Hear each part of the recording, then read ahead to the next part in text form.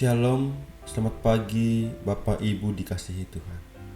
Puji Tuhan, pagi ini kembali lagi kita mau membaca dan merenungkan firman Tuhan. Saya mengajak Bapak Ibu, mari kita berdoa terlebih dahulu. Mari kita berdoa. Terima kasih Bapa yang baik. Kami bersyukur ya Tuhan, sepanjang malam hingga pada pagi hari ini kami bisa bangun tidur dengan sehat. Itu semua karena berkat kasih-Mu. Dan pada pagi hari ini ada kesempatan yang sangat luar biasa. Kami mau membaca dan merenungkan firman-Mu ya Tuhan. Bukalah hati dan pikiran kami, supaya firman yang kami baca, kami renungkan, kami dapat mengaplikasikannya di dalam kehidupan kami hari lepas hari. Di dalam nama-Mu Tuhan, kami sambut firman-Mu penuh dengan ucapan syukur. Haleluya, amin. Tema yang saya berikan untuk kita renungkan bersama pada pagi hari ini yaitu pengakuan yang membebaskan. Mazmur pasal 51 ayat 3 sampai dengan 8. Kasihilah aku, ya Allah, menurut kasih setiamu. Hapuskanlah pelanggaranku menurut rahmat-Mu yang besar. Bersihkanlah aku seluruhnya dari kesalahanku, dan tahirkanlah aku dari dosaku. Sebab aku sendiri sadar akan pelanggaranku. Aku senantiasa bergumul dengan dosaku. Terhadap engkau sajalah aku telah berdosa dan melakukan apa yang kau anggap jahat, supaya ternyata engkau adil dalam putusanmu, bersih dalam penghukumanmu. Sesungguhnya dalam kesalahan aku diperanakan, dalam dosa aku dikandung ibuku. Sesungguhnya engkau berkenan akan kebenaran dalam batin, dan dengan diam-diam engkau memberitahukan hikmat kepadaku. Bapak, Ibu, saudara yang dikasihi Tuhan, salah satu penyebab rusaknya hubungan kita dengan Tuhan adalah dosa. Dosa membuat kita takut mendekat kepada Tuhan. Dosa menyebabkan kita terasing dari Tuhan, dan ketersaingan dari Tuhan menyebabkan penderitaan, kesengsaraan, dan kesedihan.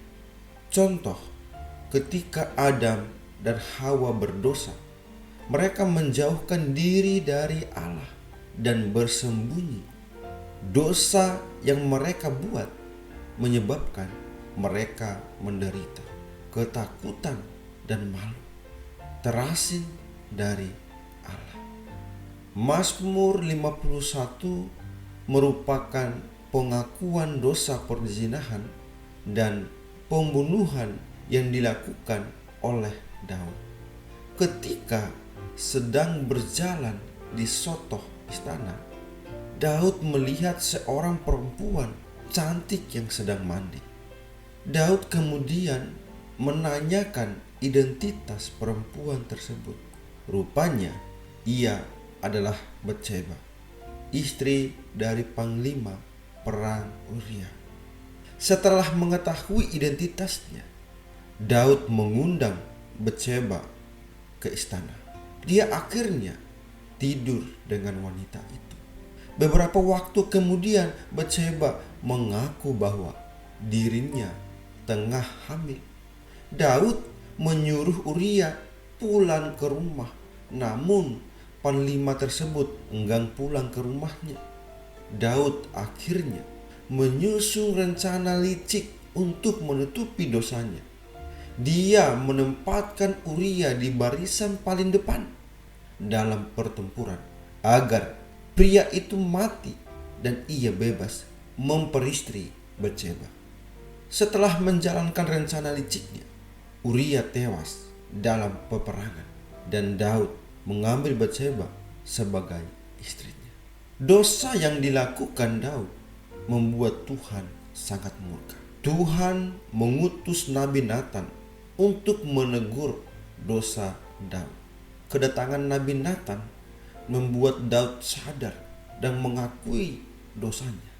Dia juga berjanji untuk bertobat.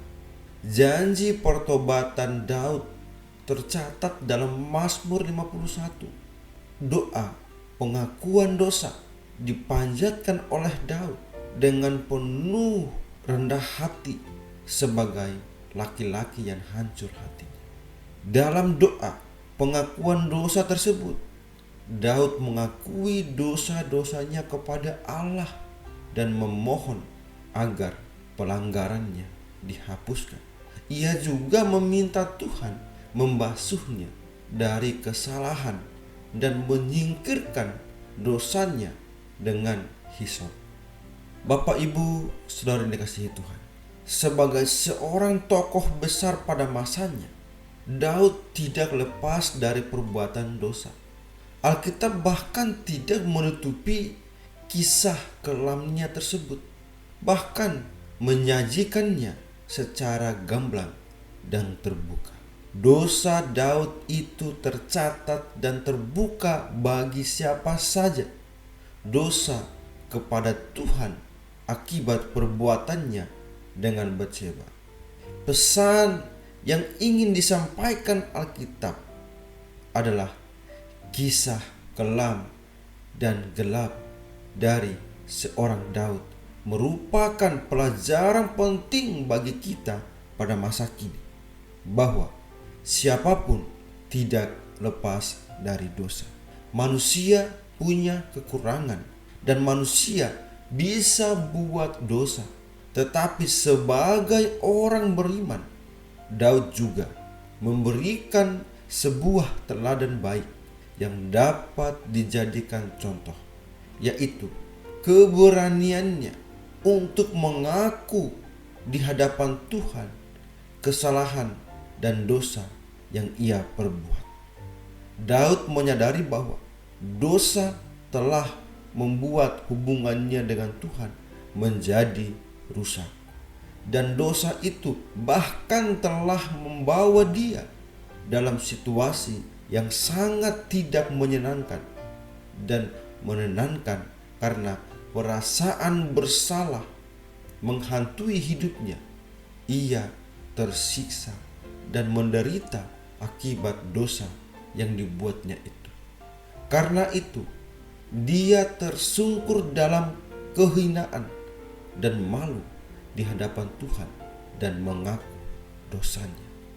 Kesadaran Daud yang paling utama adalah bahwa pengampunan hanya akan diperoleh melalui pengakuan yang tulus atas pelanggaran-pelanggarannya. Karena ia percaya bahwa Allah Maha Pengampunan. Dia adalah Allah yang besar kasih setia dan rahmat. Bapak, Ibu, saudara yang dikasihi Tuhan, mungkin kita perlu merenungkan, apakah saat ini kita semakin jauh dari Allah? Apakah karena ada beban di dalam diri kita yang mengganjal hubungan kita dengan Sang Khalik? Mari berserah dalam pengakuan, karena dengan pengakuan jiwa kita dibersihkan kembali dan beban dosa dihapuskan. Pengampunan dari Allah bukan sekedar pengampunan saja, tetapi merupakan keselamatan, karena pengampunan bersifat membebaskan. Bagi Daud, keselamatan itulah yang menyembuhkan luka batin dan penderitaan akibat dosa. Marilah kita sebagai umat yang percaya mengaku dosa kita di hadapan Tuhan.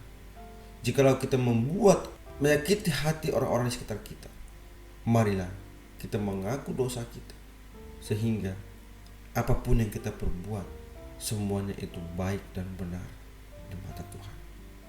Amin. Mari kita berdoa.